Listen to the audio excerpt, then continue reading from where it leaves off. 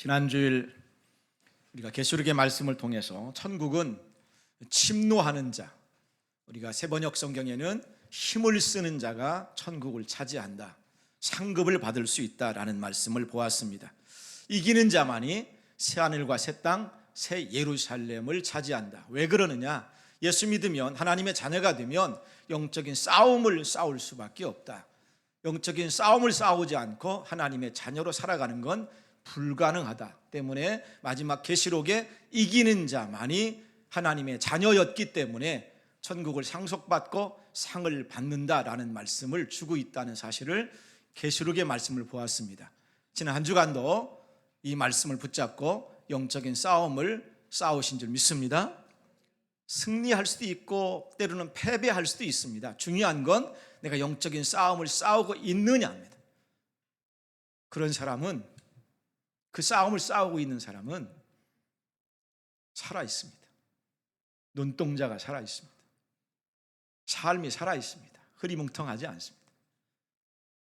영적인 싸움을 싸우고 있는 싸움의 전선에 주저하지 말고 내가 싸움을 싸우리라 결단하시고 뛰어드시기를, 자원하여 전쟁터에 뛰어드시기를 주의 이름으로 축원합니다. 전쟁해야 됩니다. 영적인 전쟁하지 않으면 이길 수 없습니다. 계시록의 말씀이 다 이기는 자에게라는 말씀을 꼭 기억하십시오. 자, 그러면 어떤 영적인 싸움이라는 게 구체적으로 뭐냐? 라고 하는 것을 오늘 말씀을 통해서 보겠고, 이 사실 계시록의 전체의 내용도 어둠의 영과 하나님의 백성과의 싸움의 내용입니다.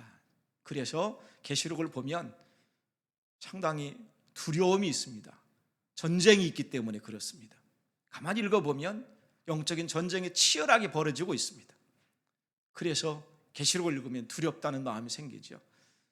다만 예수님이 우리와 함께 하시고 예수님이 우리의 대장 되시기에 승리는 보장되어 있는 전쟁인 줄 믿습니다. 그래서 두려워하지 말라는 거예요.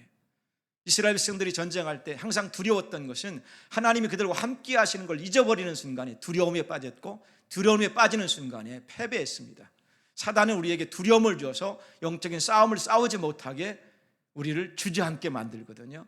지난 한 주간도 우리의 삶 가운데 그런 일들이 틀림없이 있었을 것입니다. 내가 적당히 타협하고 적당히 뒤로 물러가면 사단은 내버려 둡니다. 그러나 우리가 싸우겠다, 나는 믿음으로 살겠다 라고 결심하면 틀림없이 공격합니다. 그때 두려워하지 말고 주님이 함께 하심을 믿고 기도를 통해서 무장하고 말씀으로 무장하고 싸우시기를 축원합니다.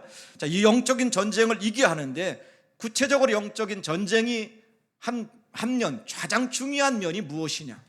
증인의 삶을 사는 것입니다. 증인의 삶을 살면 영적인 전쟁이 벌어질 수밖에 없습니다. 여러분 아시죠? 전도하려면 엄청난 사단의 방해 공작이 있죠.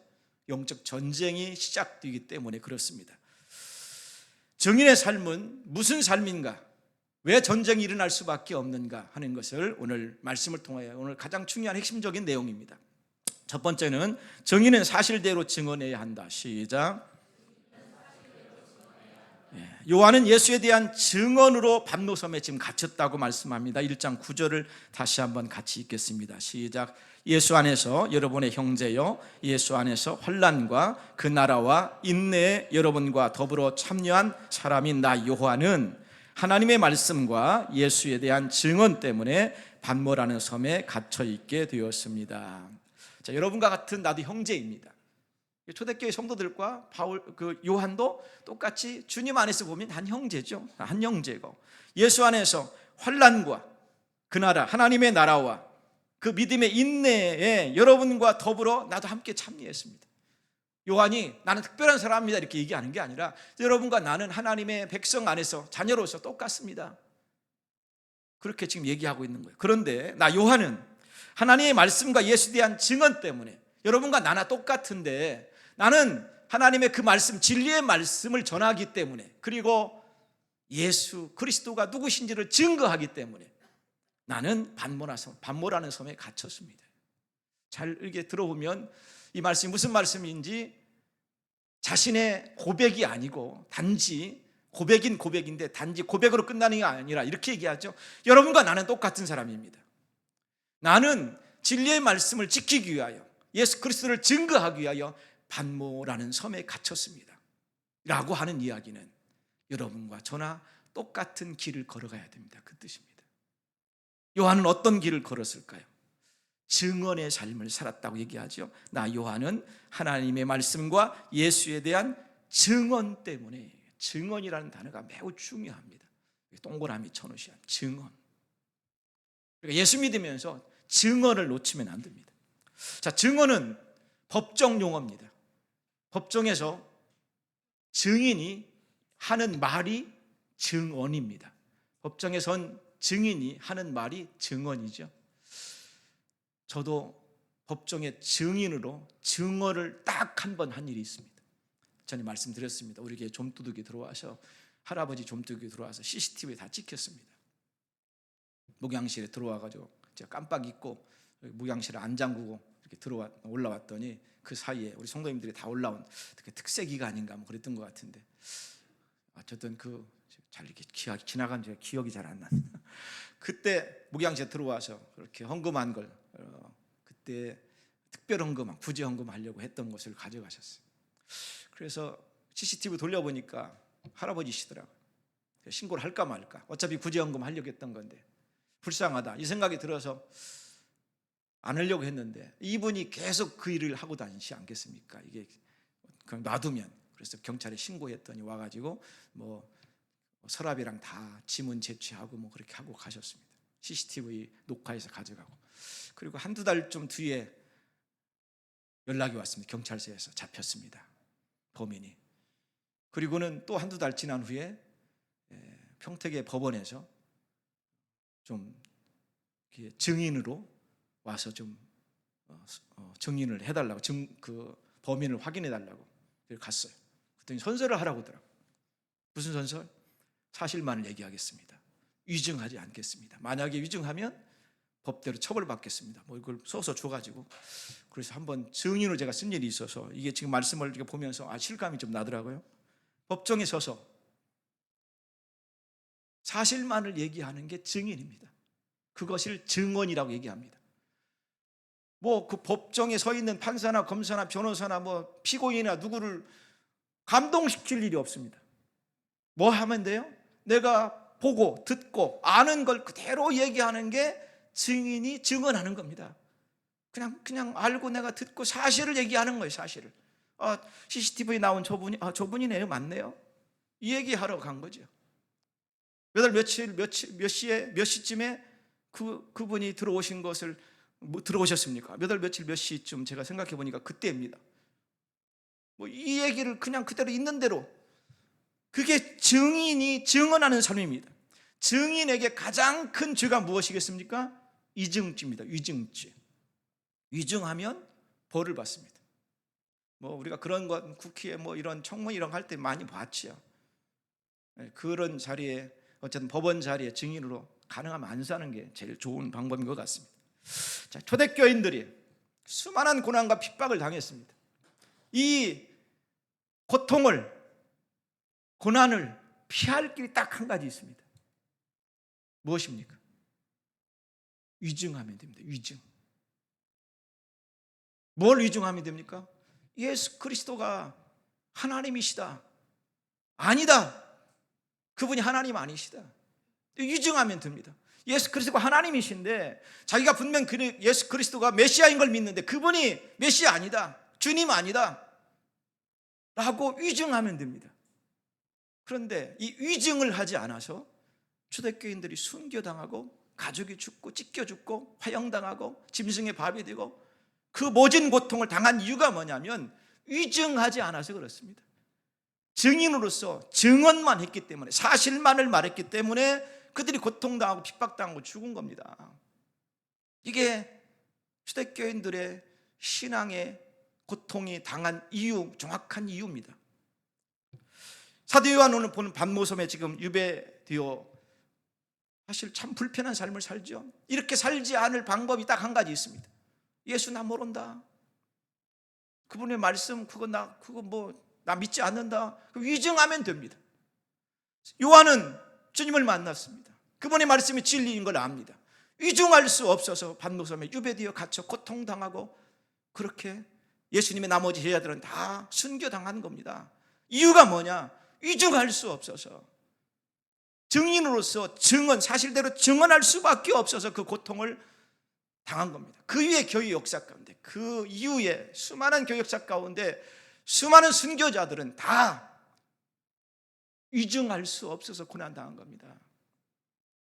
증인으로서 사실을 내가 믿기 때문에, 그것이 사실이기 때문에 증거할 수밖에 없고 말할 수밖에 없어서 위증하지 않고 증언했기 때문에 순교하고 고난받고 죽은 겁니다. 이 사실을 잘 기억하셔야 됩니다. 위증하면 살 수 있습니다. 편하게 살 수 있습니다. 위협당하지 않으면 살 수 있습니다. 누구가 나에게 피해를 주지 않습니다. 그러나 사실대로 그리스도인으로서 증언하면 그렇지 않습니다. 그때부터 수많은 고난과 어려움이 따르기 시작합니다. 자, 그런데 성경은 이렇게 얘기합니다. 그리스도인들이, 예수 믿는 사람들이 이렇게 증인으로서 증언의 삶을, 충성된 증인의 삶을 살기 이전에 그렇게 산 분이 계시다. 이전에, 그렇게 우리가 살기 이전에 그렇게 산 분이 계시다. 1장 5절 한번 보겠습니다. 1장 5절 시작. 또 신실한 증인이시요 죽은 사람들의 첫 열매이시요 땅 위의 왕들의 지배자이신 예수 그리스도께서, 이렇게 말씀하죠. 또 신실한 증인이다. 누가? 예수 그리스도가. 예수 그리스도는 다른 말로 하면 신실한 증인으로 사신 분입니다. 어떤 증인으로 사셨습니까? 예수님이 위증했으면 십자가를 지실 일이 없습니다.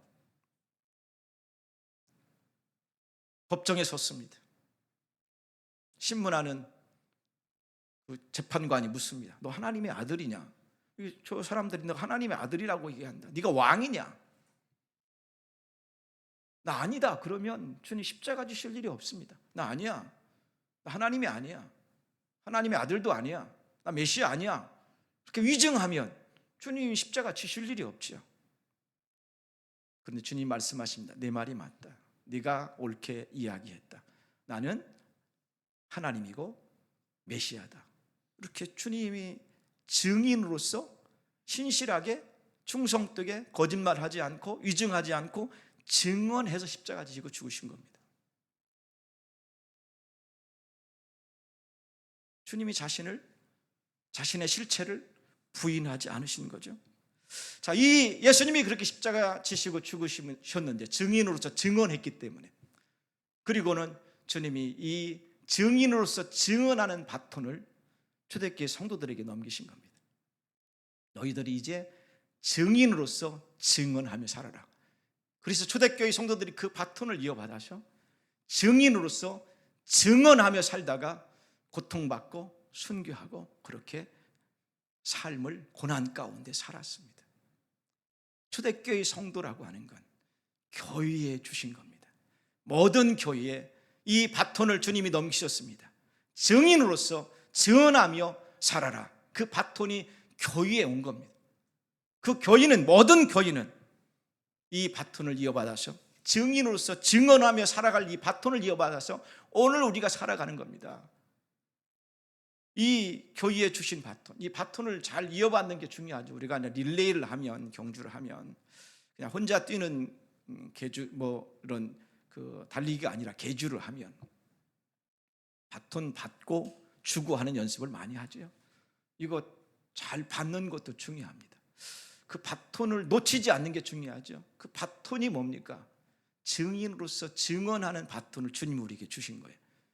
그 바톤을 보면 빨간색, 파란색, 청색 이런 걸 노란색 가지고 다 팀별로 다르게 우리에게 주신 바톤은 증인의 증인의 삶을 살아가는 바톤을 주셨습니다. 그걸 우리가 받아들였습니다. 그러면 달리하죠. 내 범위 보통 200m 이렇게 많이 달리는데 내게 주어진 그 범위를 최선을 다해서 달리는 겁니다. 그리고 다른 사람에게 바톤을 넘겨주는 겁니다. 그게 우리의 믿음의 생애입니다. 주님께서 우리에게 교회의 바톤을 주셨고 초대교회부터 그 바톤이 교회로 이어져 왔습니다. 우리가 이 시대에 사는 것은 이 시대에 주님이 우리에게 바톤을 주셔서 그 증인으로서 증언하는 삶을 살도록 바톤 받고 달려가는 삶입니다.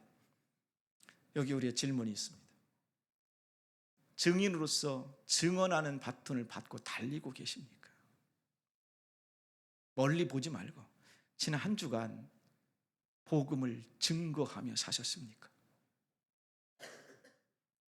생각해 보십시오. 어떤 사람이 바톤을 받았는데 한가하게 설렁설렁 이렇게 놀고 가면 그 팀의 모든 사람들이 얼마나 안타깝겠습니까? 얼마나 그 모습을 보고 속이 터지겠습니까? 히브리서의 말씀 보면 허다한 관중들이 천국에서 우리가 달리는 경주를 보고 있다고 말씀합니다. 그런데 어떤 사람이 바톤을 받아가지고 이리저리 놀며 다니고 바톤을 받은 달리기 하는 것을 멈춘다면 어떻게 되겠습니까? 오늘 왜 교회들이 이렇게 힘을 잃고 우리의 믿음의 삶에 권능을 잃어버렸을까요? 다른 게 아니라 바톤을 제대로 받았는지도 모르고 달릴 줄을 몰라서 그렇습니다. 그래서 교회에 힘이 없어졌습니다. 교회에 아무 능력이 없어졌습니다. 다른 데만 관심이 있습니다. 달리기 하는 사람이 주변에 구경하고 관광하고 세상 것 즐기고 언제 달립니까? 바톤을 제대로 이어본 사람은 앞만 보고 푯대를 향하여 바울이 고백한 것처럼 죽도록 나는 달렸다. 그게 바톤을 이어받은 사람의 삶인데 오늘 교회가 불령의 열정을 잃어버렸습니다. 바톤을 받았는지를 모르고 있습니다. 더군다나 편하기를 추구하는 세상, 개인주의적인 세상에 살다 보니까 고통스럽고 힘들고 복음을 전하면서 욕먹기 싫고 다른 사람의 시선이 싫고 그래서 바톤 안 받겠다는 겁니다. 달리지 않겠다는 겁니다. 그러니까 교회가 죽어갑니다. 힘이 없습니다. 지난 한 주간 우리는 바톤을 받아서 복음의 증인으로서 달렸느냐는 겁니다. 그렇지 않았다면 승리할 수 없습니다. 지난주 아무리 이기는 자에게 아무리 우리가 들었어도 지난 한 주간 살면서 여전히 그냥 내 삶에 바쁘고 내 살아가기에 바쁘고 나에게 중심이고 그렇게 살았다면 아무 의미 없습니다. 이기는 삶은 우리에게 절대 주어지지 않습니다. 그 사람은 영적 싸움이 없습니다. 영적 싸움이 없는 자에게 승리가 없습니다. 승리가 없는 자에게 면류관이 없고 승리가 없는 자가 그리스도인이라고 얘기할 수 없습니다. 매우 중요합니다. 바울은 디모데에게 이렇게 얘기합니다. 디모데후서 1장 8절입니다. 시작. 그러므로 너는 내가 우리 주를 증언함과 또는 주를 위하여 갇힌 자 된 나를 부끄러워하지 말고 오직 하나님의 능력을 따라 복음과 함께 고난을 받으라. 너는 내가 우리 주를 뭐 한다고요? 증언함과. 바울을 비롯해서 디모데를 비롯해서 모든 사람은 뭐하고 살아야 되느냐? 주를 증언해야 돼요. 주님만이 주님이시요 주님만이 구원자이심을, 그분만이 하나님이심을 증언하며 살아가는 거예요. 증언하며. 이 증언의 삶을 사는 게 복음으로 살아가는 건데 마지막에 복음과 함께 그러면 뭐가 따라요? 고난이 따른다. 복음과 함께 살면, 증언하는 살면 반드시 고난이 있다. 승진의 기회를 빼앗길 수도 있고 이익을 빼앗길 수도 있고 내가 좋아하는 것들을 내려놓아야 될 수도 있습니다. 당연히 그럴 수밖에 없습니다. 증인의 삶을 살면 고난이 따른다. 이건 그냥 명시해 놨습니다. 증인의 삶을 사는데 평안하고 날마다 룰루랄라 할 수 있느냐? 그럴 수 없다는 거예요. 증인의 삶은 그렇게 살 수 없다는 거예요. 마가의 다락방에 예수님이 승천하신 이후에 예수님께서 예루살렘을 떠나지 말고 내가 약속하신 한 것을 기다리라. 마가의 다락방에 기다렸습니다. 뜨겁게 기도하며 기다렸습니다. 그때 성령님이 임하십니다. 왜 성령님을 주셨습니까? 바톤을 이어받을 마가의 다락방의 첫 교회인데 그 교회에, 바톤을 이어받을 교회에, 증인으로서 증언의 삶을 살아가야 될 교회에 주님이 첫 번째 주신 것이 성령님입니다. 성령님이 오셨습니다. 성령님이 오신 가장 중요한 목적이 뭡니까? 그게 사도행전 1장 8절입니다. 옛 성경으로, 저는 옛 성경을 암송해서 오직 성령이 너희에게 임하시면 너희가 권능을 받고 예루살렘과 온 유대와 사마리아와 땅끝까지 이르러 내 증인되라. 성령을 주신 가장 중요한 이유, 예수님의 증인의 바톤, 먼저 증인 되셨던 예수님이 초대교회의 증인의 바톤을 넘기시는데, 그 증인의 삶을 살려면 가장 중요한 게 너희 힘으로 살 수 없다.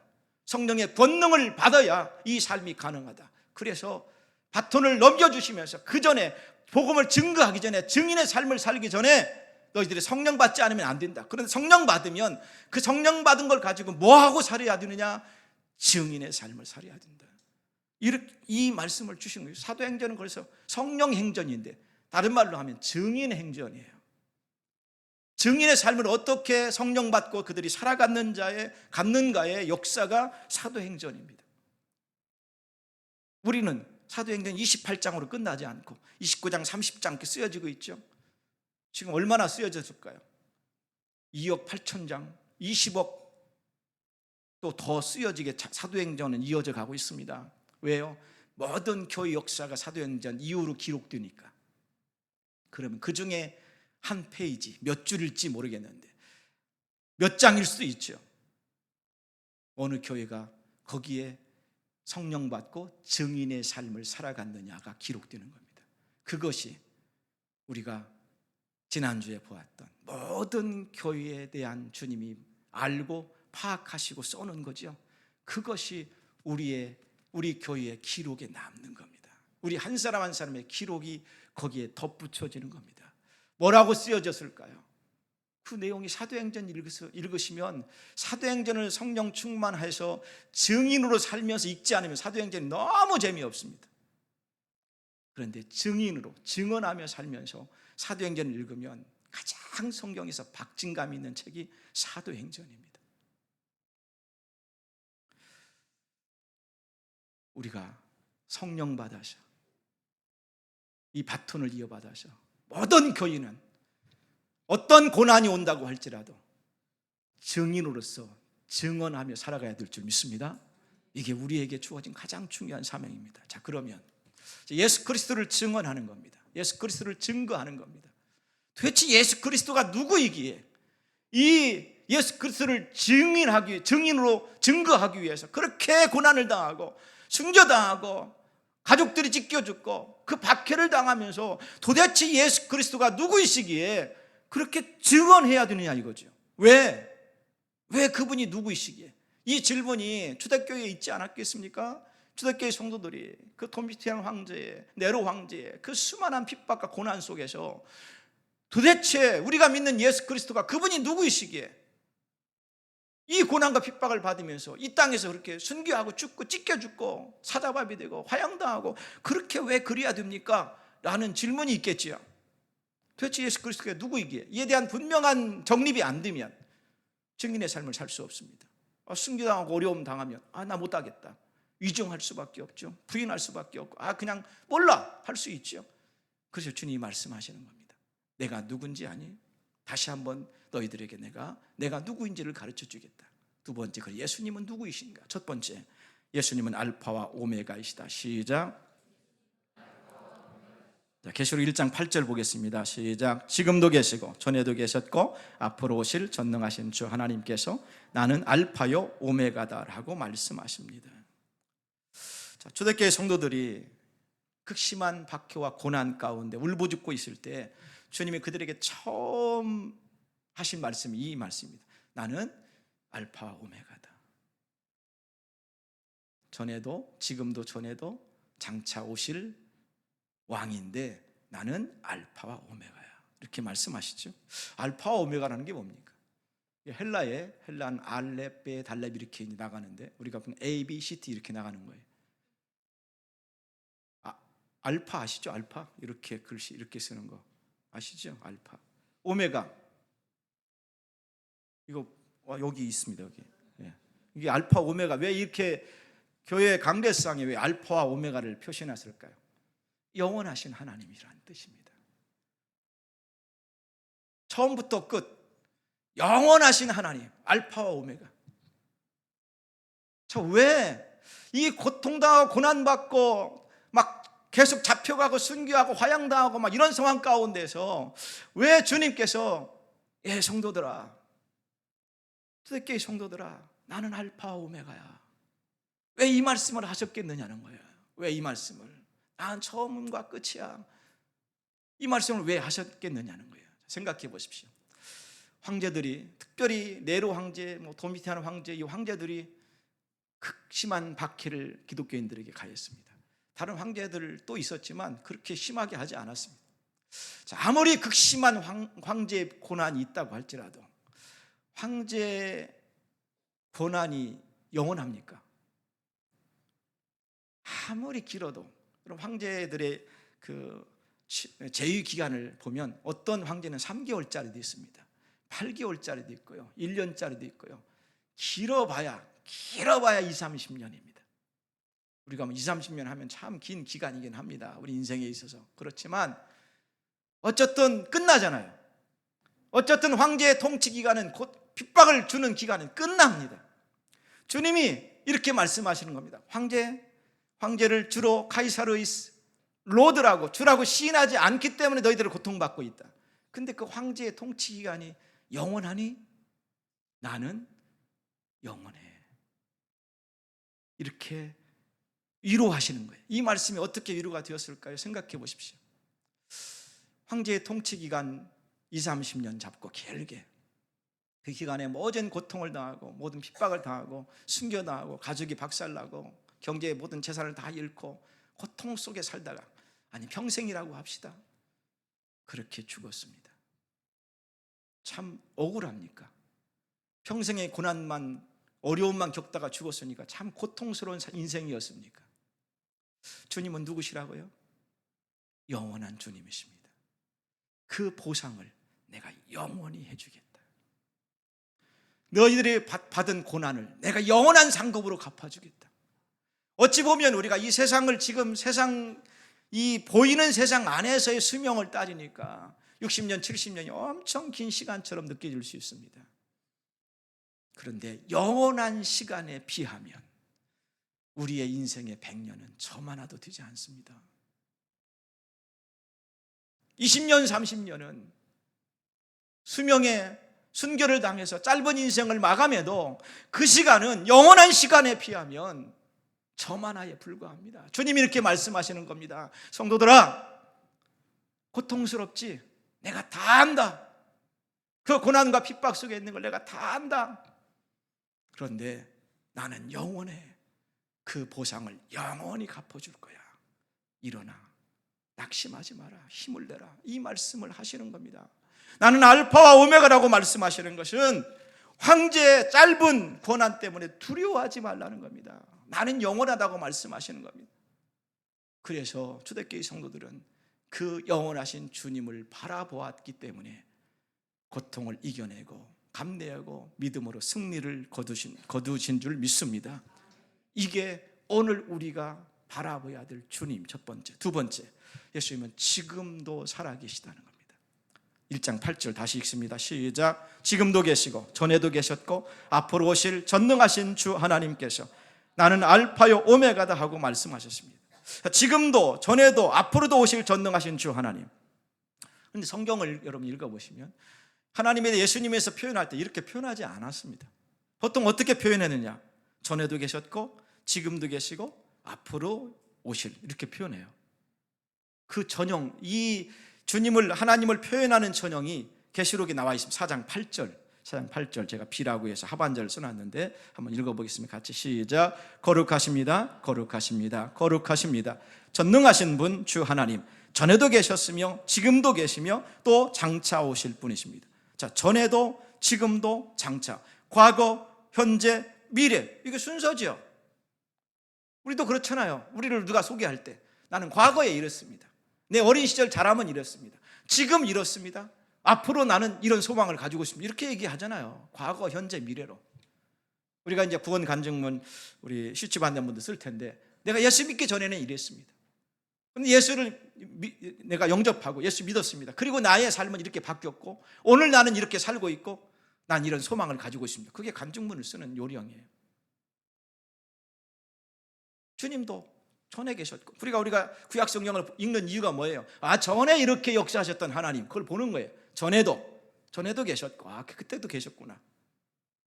그리고 지금 내가 오늘 살아가는, 내가 오늘 믿는 믿음 속에서 그 말씀이 나이가 주시는 말씀으로 받고 오늘 또 살아계신 하나님, 그것으로 끝나지 않고 장차 오실 영원하신 주님, 이렇게 우리가 과거, 현재, 미래로 보죠. 그런데 이 요한을 통해서 말씀을 주실 때는 이걸 순서를 바꿔놨어요. 뭘 바꿔놨어요? 전에도와 지금도를 바꿔서 지금도 계시고 전에도 계셨고 장차 오실 주님으로 딱 바꿔놨어요. 왜 바꿔놨을까요? 강조하기 위해서. 무엇을? 지금을.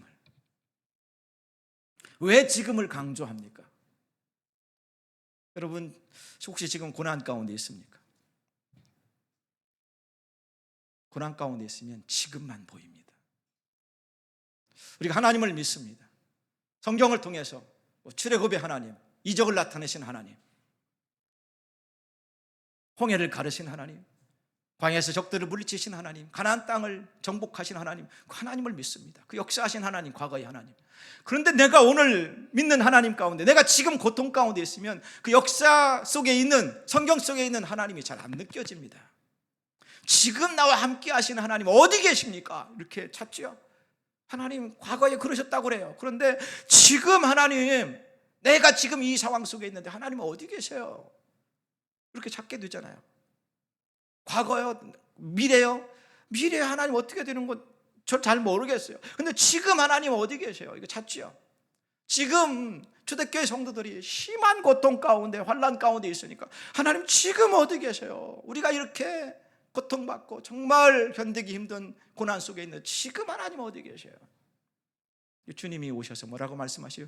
지금 내가 너와 함께 있다.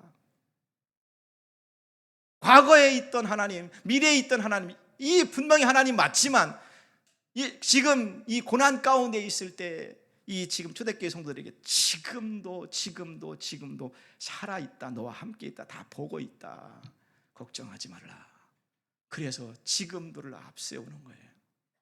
지금도를 먼저. 성경은요 하나하나 순서 바꾸는 걸 그냥 하지 않아요. 우리 인간은 그런 부분에, 제가 오늘 주부도 막 실수해 놨잖아요. 이렇게 주부 순서에 지난주 성경 말씀 설교 제목을 그대로 놓고는 아침에 일부 예배 설교 올라오려고 막 하는데 전사님 제가 살펴를 못 봤어요. 목사님 살펴를 못 봤네요. 지난주 그대로네요. 어떻게 해요? 순서를 다시 복사해.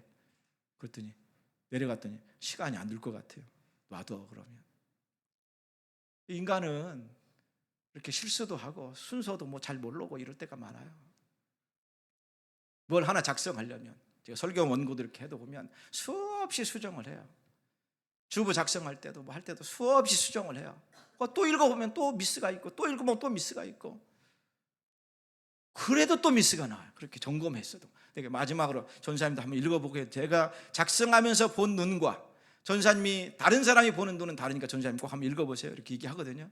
그리고 주부를 출력하라고. 그래도 또 미스가 생겨요. 인간은 어쩔 수 없습니다. 하나님은 그런 분이 아니십니다. 완전하신 줄 믿습니다. 전능하신 줄 믿습니다. 그래서 순서 하나 바꾸는 걸 그냥 바꾸지 않는다. 지금 여러분 어떤 형편에 있습니까? 하나님이 지금 나와 함께 하시는 줄 믿습니다. 그러면 이길 힘이 있어요. 지금 함께 하시. 그래서 세 번째, 예수님은 전능하신 주 하나님이시다. 시작. 전능하신이라고 하는 뜻이 판토크라토라고 하는 헬라어인데, 신구약 성경에 구약은 히브리어를 딱 20번밖에 안 나옵니다. 20번. 여러분, 전능하신 하나님 많이 나올 것 같으죠? 오늘 또 우리가 전능하신 하나님 찬양 이렇게 했어요. 이 단어가 많이 나올 것 같은데 실제 성경 찾아보면 20번밖에 안 나옵니다.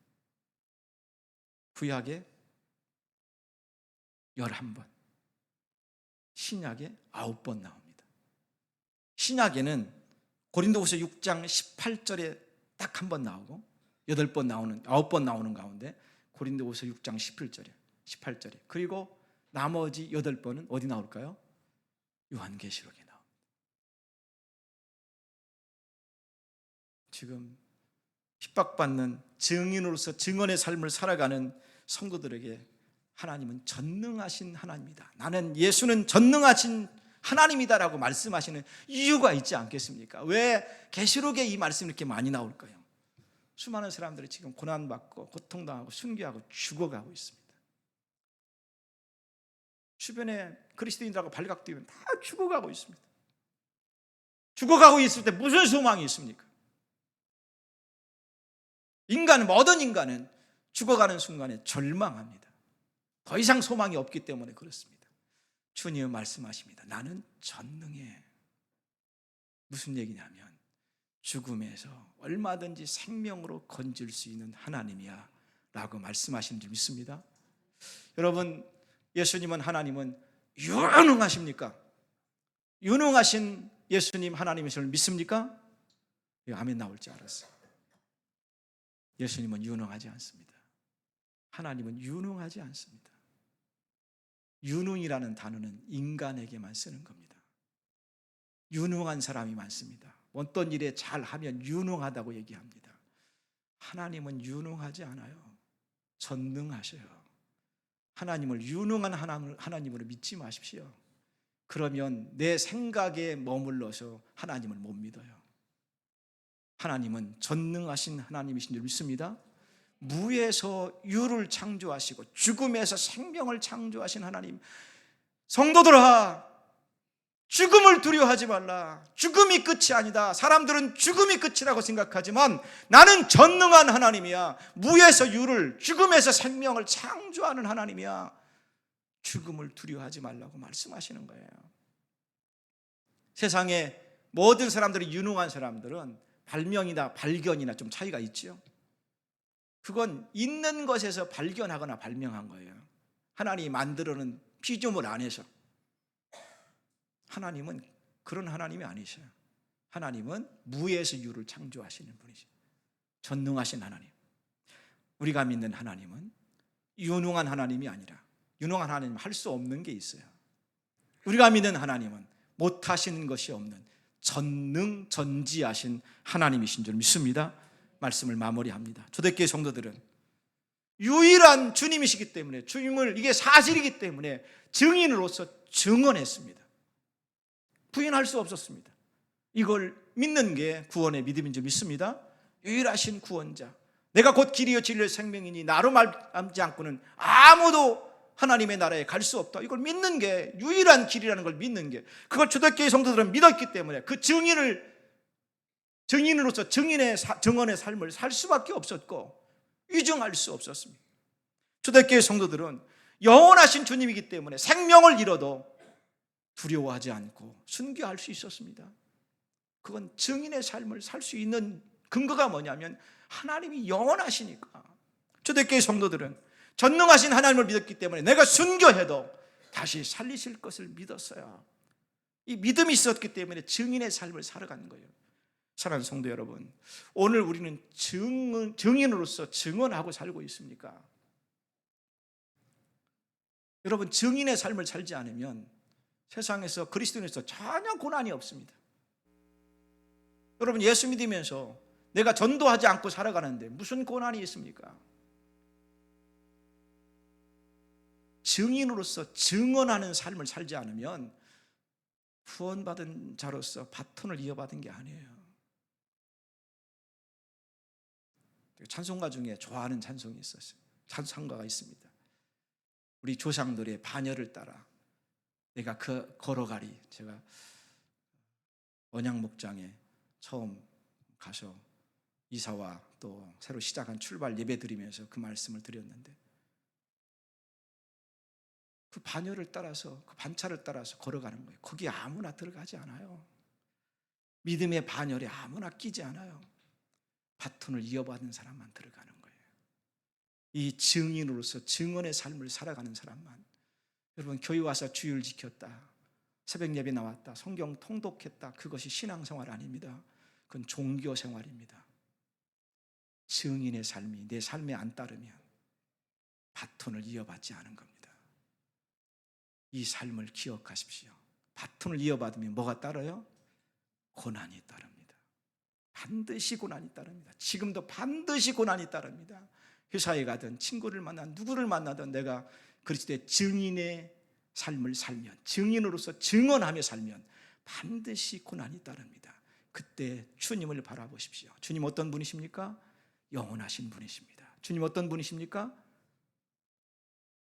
전능하신 분입니다. 주님 어떤 분이셔요? 세 가지 제가 말씀드렸잖아요. 지금도 살아계신 나와 함께 하시는, 그걸 잊어버리지 말고 증인의 삶을 삶으로 이기는 자, 승리자가 되시기를 주의 이름으로 축원합니다.